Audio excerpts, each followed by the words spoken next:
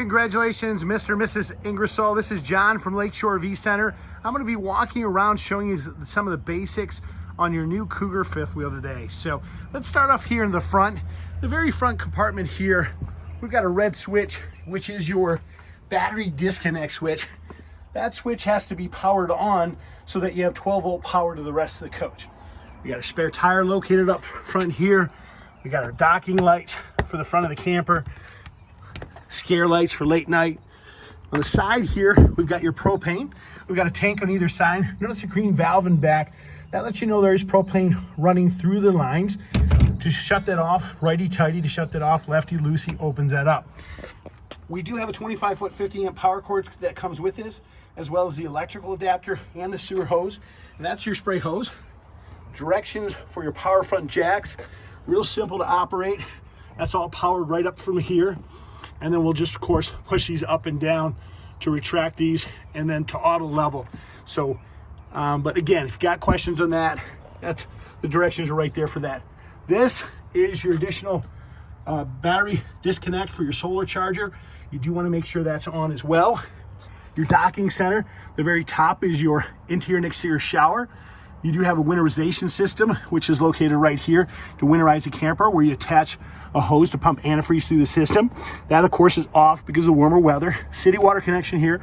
You come through this port right here, where you run a fresh water hose up to this. And these are your gray and black valves to empty the tanks. And then that's, of course, your tank flush. Key connect for satellite hookups, solar power. This is your on-demand hot water heater system. This is controlled from your keypad, which is controlled from the inside.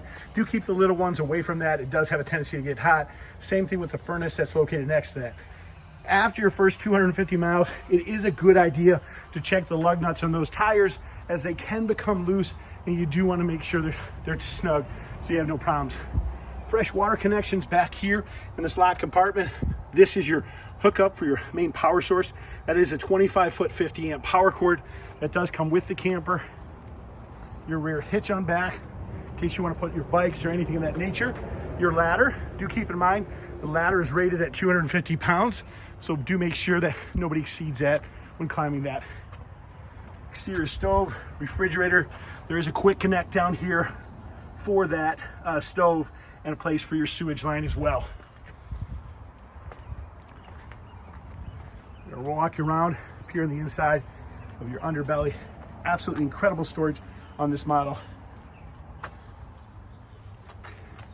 Let's walk inside and show you how this works.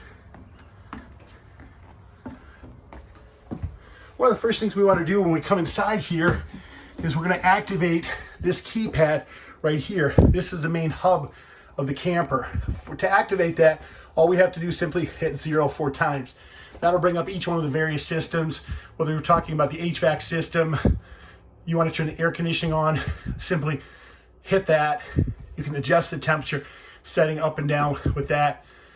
If you want to shut it back off, of course, again, there's cool mode. You can shut it back off. That controls the air conditioner. This controls the lights. You simply hit those, turn those on. Same thing with the other things like the awnings, the slides. It's all controlled and operated from this keypad here. This is to keep your batteries warm, so in the middle of winter, they won't freeze up on you. So all you gotta do is push that. Turns on your water pump. Tells you your battery condition that's being charged. Let's walk you around the inside of the camper. Down here, we do have your fuse and breaker panel. Your 110 is your breakers, and your fuses is your 12-volt. USB hookups.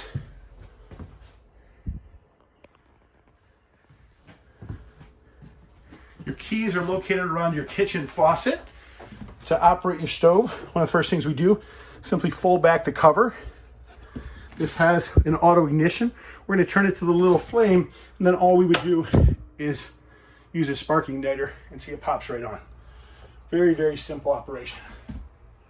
Our microwave, there's some various QR codes which you can scan in to be able to operate things remotely with your phone. There's typically light switches on the wall. If there's not, there's generally a push button located in the center of the light. The refrigerator, of course, operates off your solar panel system so you can travel down the road. That's one of the great things about these refrigerators, is you can be in remote areas and still operate these. Let's walk you up front here.